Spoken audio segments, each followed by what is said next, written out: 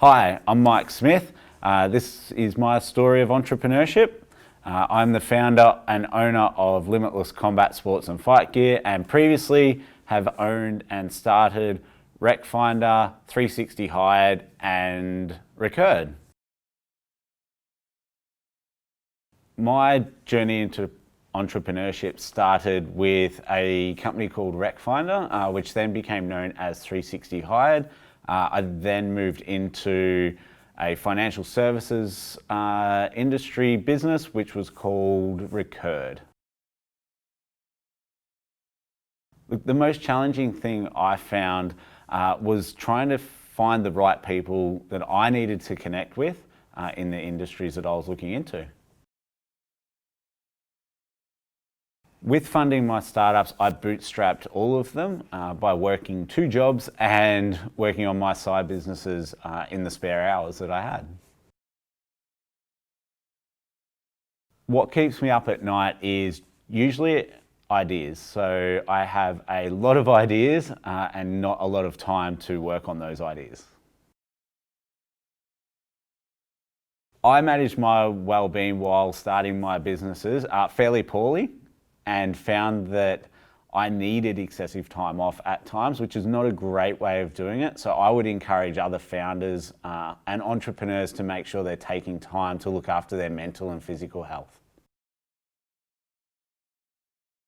I went about finding fantastic mentors by networking, talking to as many people as I could from as many walks of life.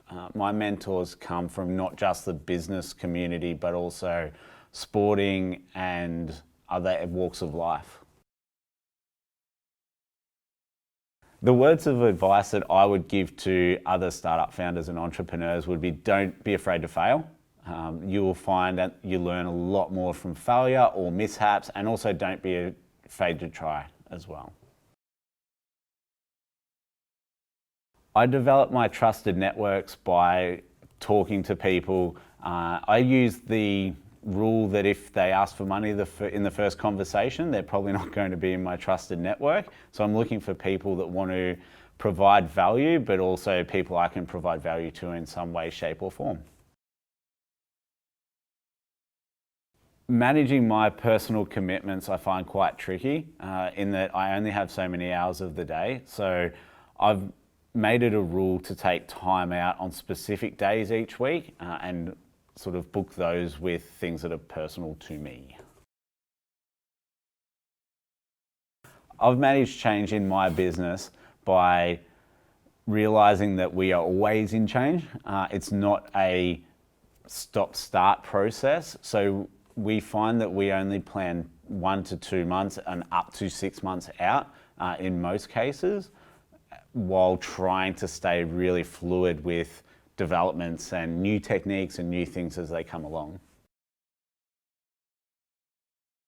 The selection process for my team has changed from business to business. So where I had a digital business and we had a lot of offshore and international team members, we used a few different platforms to manage that. We also use a lot of face-to-face discussion as well.